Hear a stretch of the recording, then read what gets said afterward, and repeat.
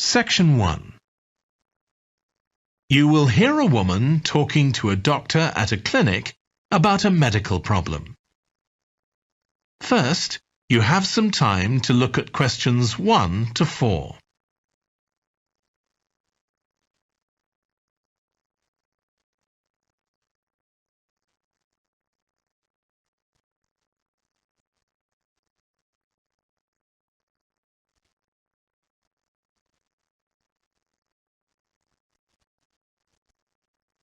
You will see that there is an example that has been done for you. On this occasion only, the conversation relating to this will be played first.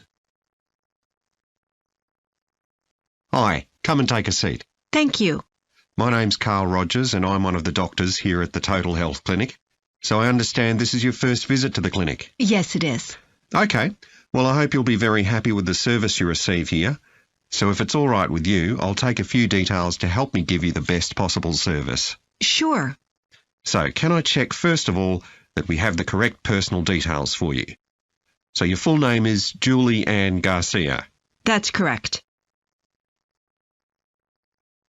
The woman's name is Julie Ann Garcia, so Garcia has been written in the space.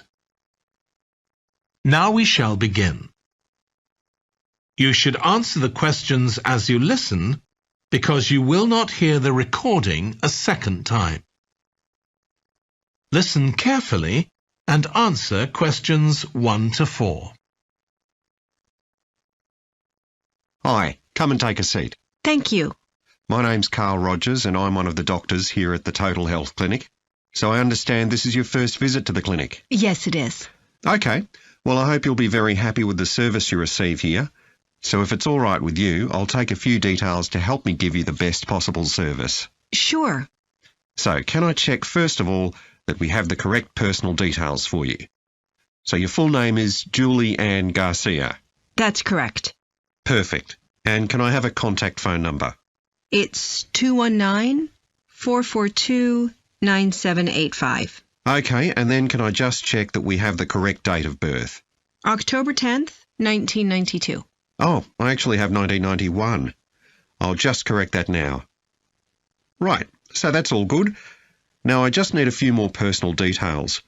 Do you have an occupation, either full-time or part-time? Yes, I work full-time in Esterhazy's, you know, the restaurant chain. I started off as a waitress there a few years ago, and I'm a manager now. Oh, I know them. Yeah, they're down on 114th Street, aren't they? That's right. Yeah, I've been there a few times. I just love their salads. That's good to hear. Right, so one more thing I need to know before we talk about why you're here, Julie, and that's the name of your insurance company. It's Cawley Life Insurance. That's Cawley. Excellent. Thank you so much. Before you hear the rest of the conversation, you have some time to look at questions 5 to 10.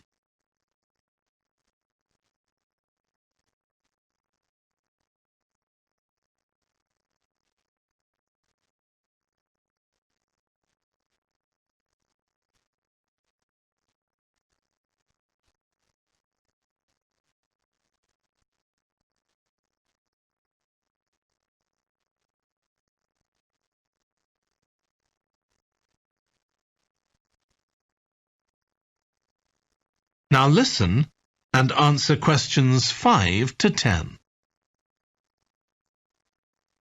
Now, Julie, let's look at how we can help you. So tell me a little about what brought you here today. Well, I've been getting a pain in my knee, the left one. Not very serious at first, but it's gotten worse, so I thought I ought to see someone about it. That's certainly the right decision.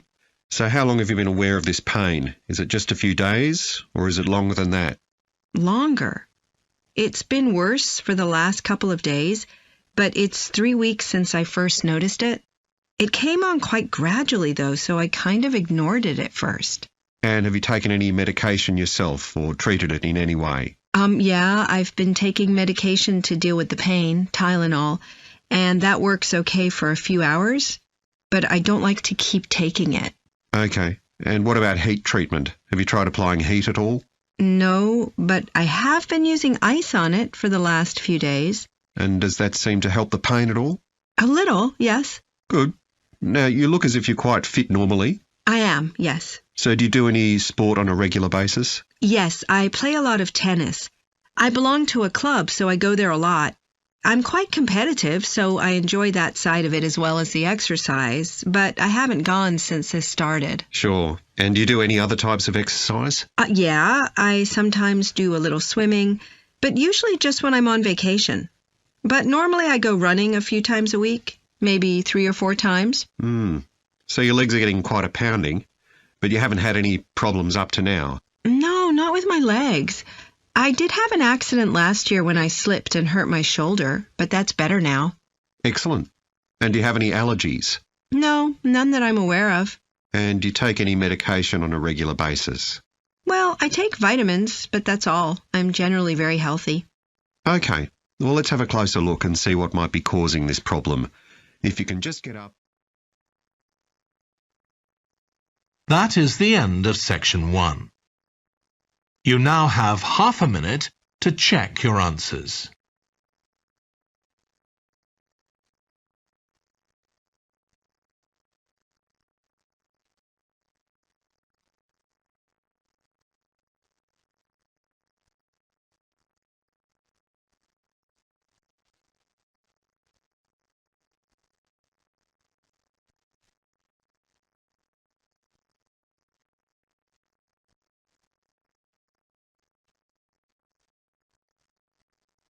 Now turn to section 2.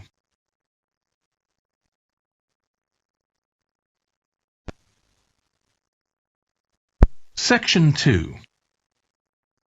You will hear a guide talking to a group of tourists who are about to visit an English castle.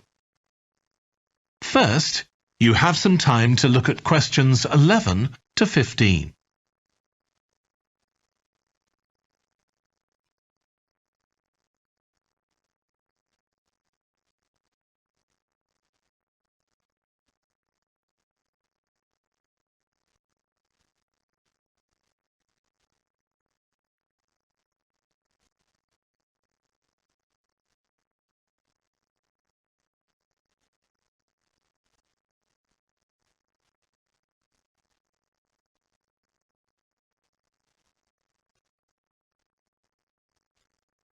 Now listen carefully and answer questions 11 to 15. We'll be arriving at Branley Castle in about 5 minutes. But before we get there, I'll give you a little information about the castle and what our visit will include.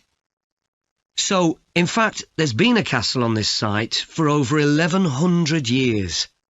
The first building was a fort constructed in 914 AD for defence against Danish invaders by King Alfred the Great's daughter, who ruled England at the time.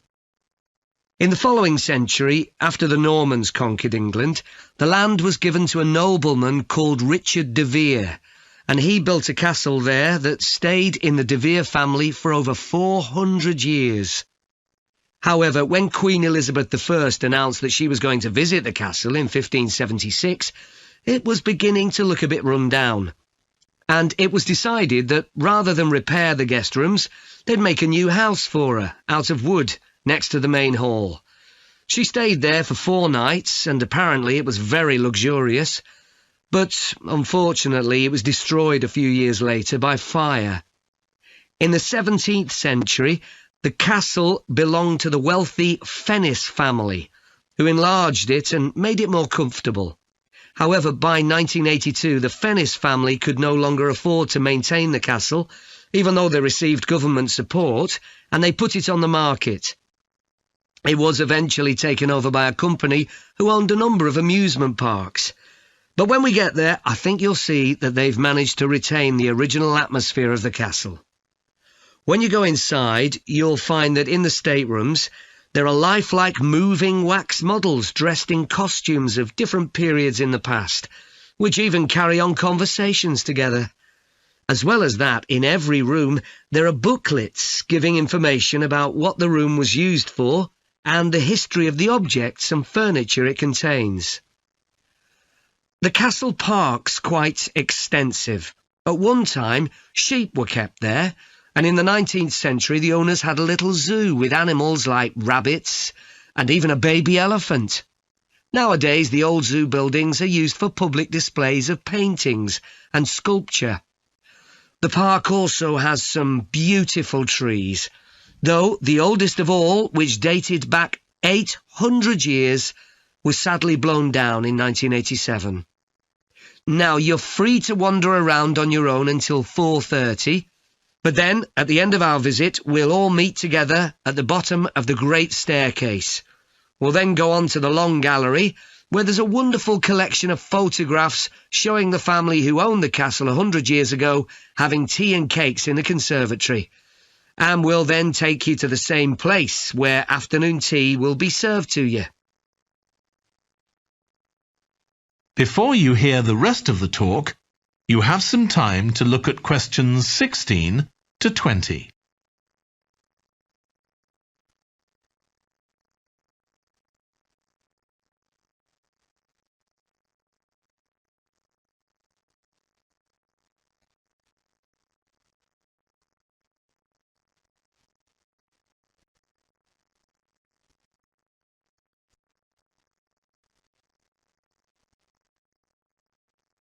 Now listen and answer questions 16 to 20.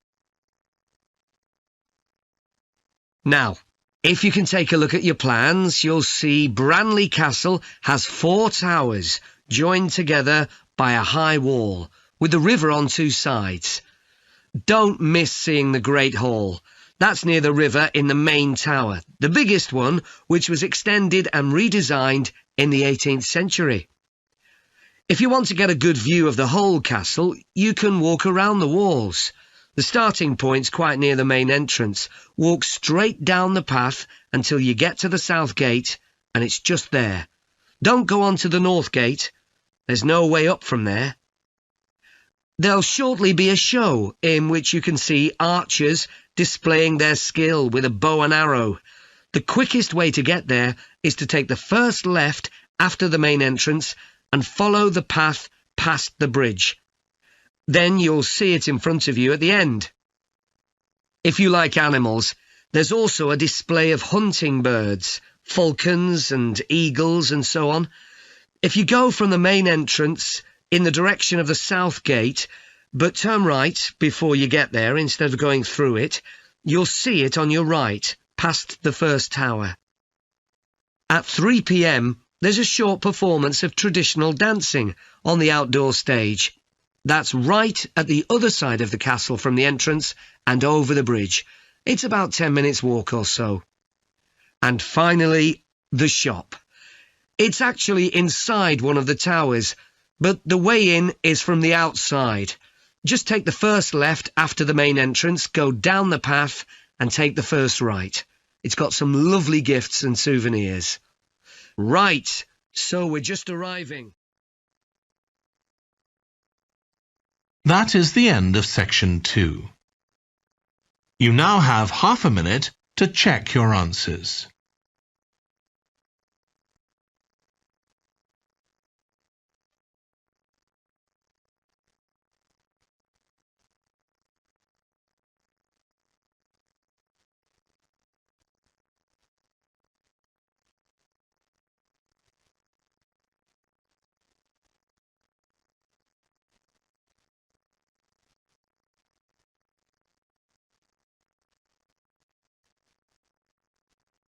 Now turn to section 3.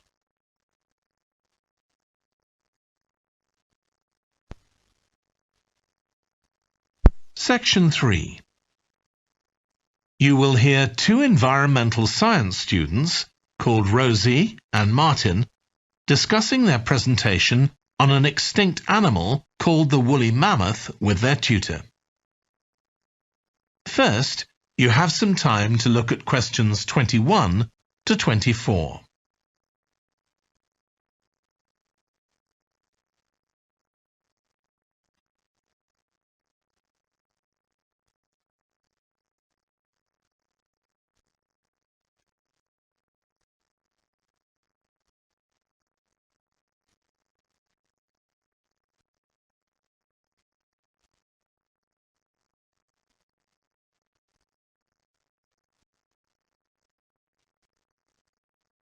Now listen carefully and answer questions 21 to 24.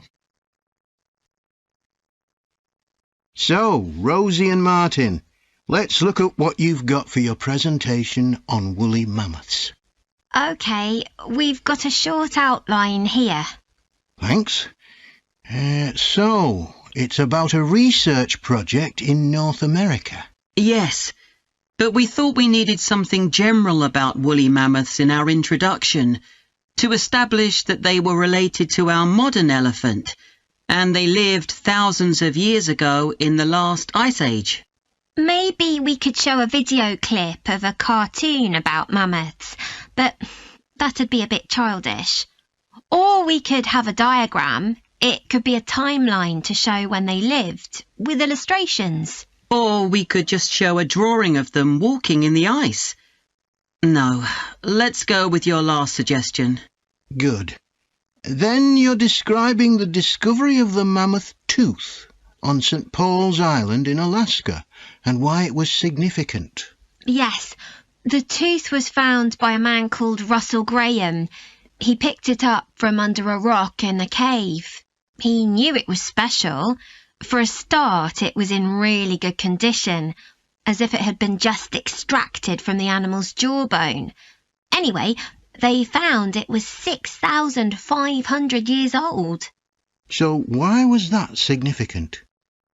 Well, the mammoth bones previously found on the North American mainland were much less recent than that, so this was really amazing. Then we're making an animated diagram to show the geography of the area in prehistoric times.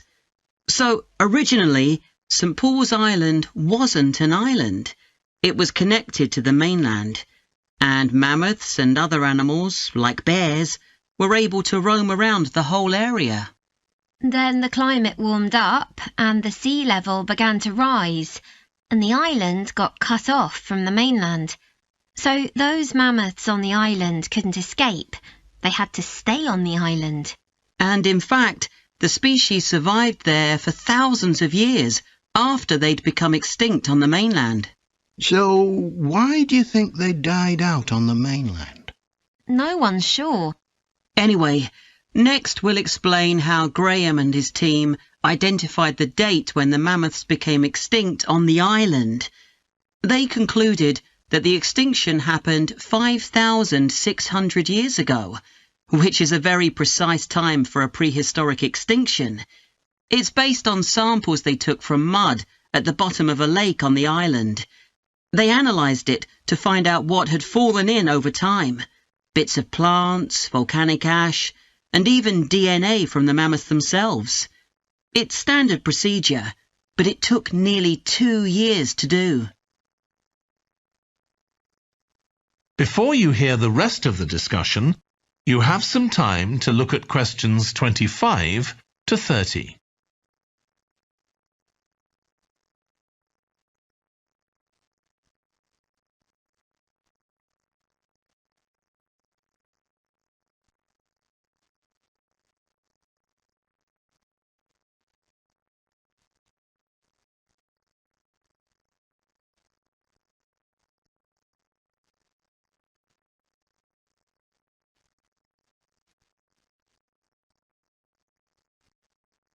Now listen and answer questions 25 to 30.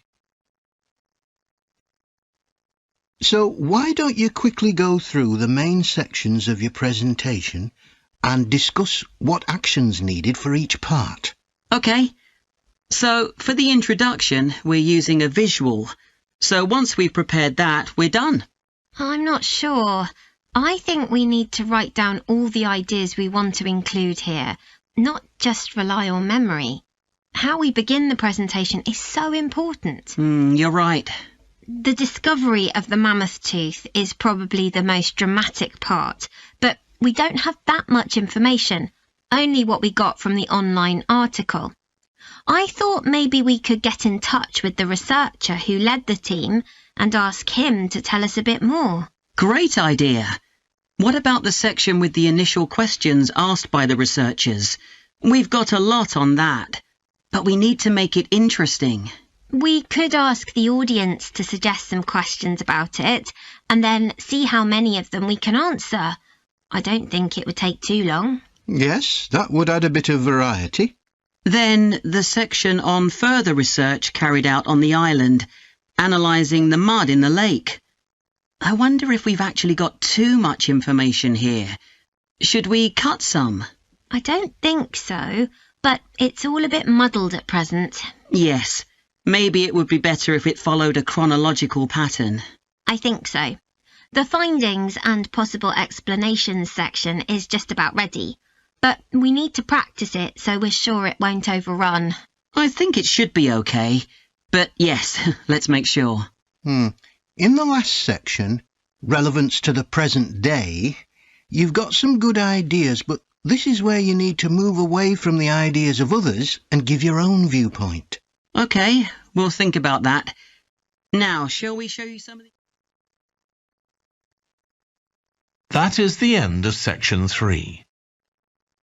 You now have half a minute to check your answers.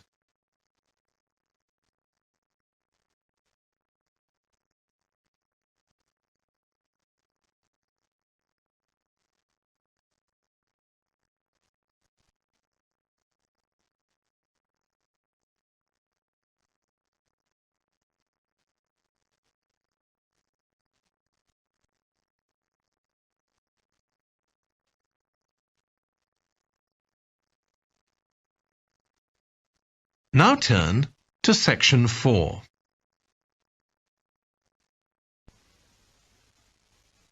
Section 4. You will hear a lecture about the history of weather forecasting. First, you have some time to look at questions 31 to 40.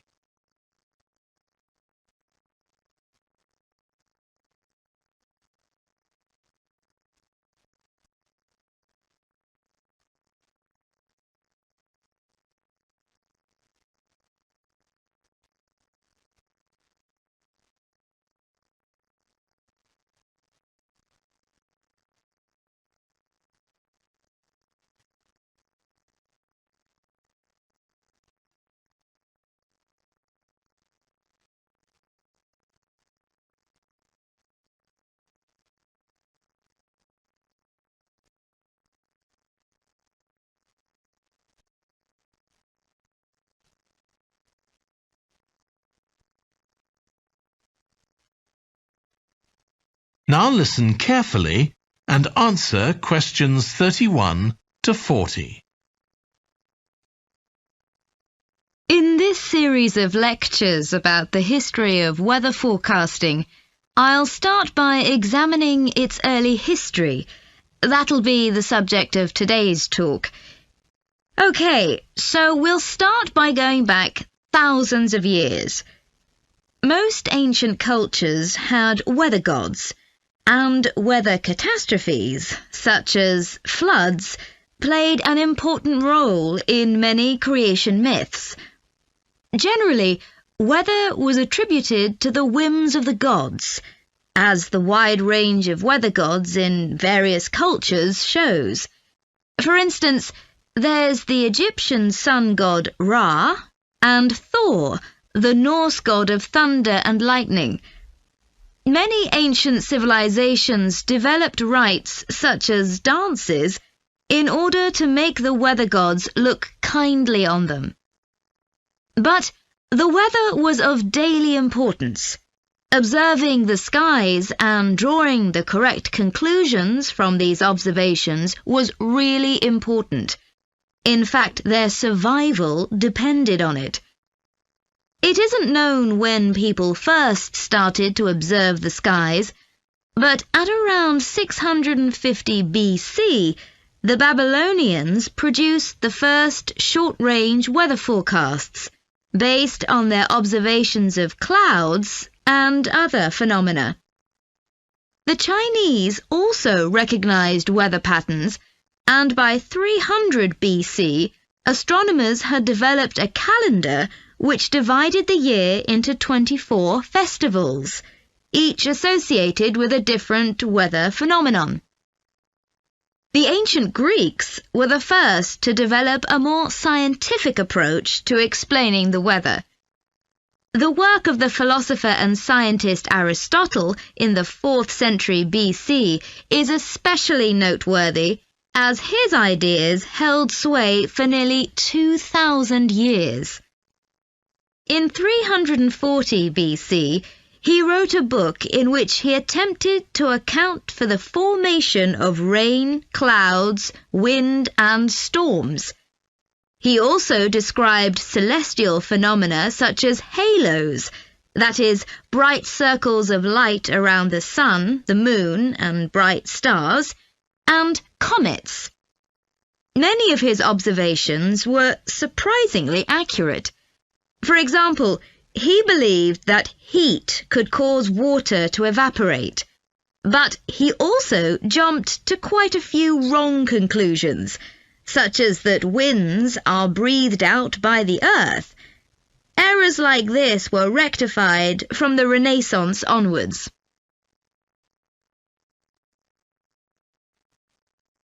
For nearly 2,000 years, Aristotle's work was accepted as the chief authority on weather theory. Alongside this, though, in the Middle Ages, weather observations were passed on in the form of proverbs, such as red sky at night, shepherd's delight, red sky in the morning, shepherd's warning. Many of these are based on very good observations and are accurate, as contemporary meteorologists have discovered. For centuries, any attempt to forecast the weather could only be based on personal observations. But in the 15th century, scientists began to see the need for instruments. Until then, the only ones available were weather vanes to determine the wind direction and early versions of rain gauges. One of the first, invented in the 15th century, was a hygrometer, which measured humidity. This was one of many inventions that contributed to the development of weather forecasting. In 1592, the Italian scientist and inventor Galileo developed the world's first thermometer. His student Torricelli later invented the barometer, which allowed people to measure atmospheric pressure. In 1648, the French philosopher Pascal proved that pressure decreases with altitude. This discovery was verified by English astronomer Halley in 1686, and Halley was also the first person to map trade winds. This increasing ability to measure factors related to weather helped scientists to understand the atmosphere and its processes better, and they started collecting weather observation data systematically. In the 18th century, the scientist and politician Benjamin Franklin carried out work on electricity and lightning in particular, but he was also very interested in weather and studied it throughout most of his life. It was Franklin who discovered that storms generally travel from west to east. In addition to new meteorological instruments, other developments contributed to our understanding of the atmosphere. People in different locations began to keep records, and in the mid-19th century, the invention of the telegraph made it possible for these records to be collated. This led, by the end of the 19th century, to the first weather services. It was not until the early 20th century that mathematics and physics became part of meteorology, and we'll continue from that point next week. That is the end of section 4. You now have half a minute to check your answers.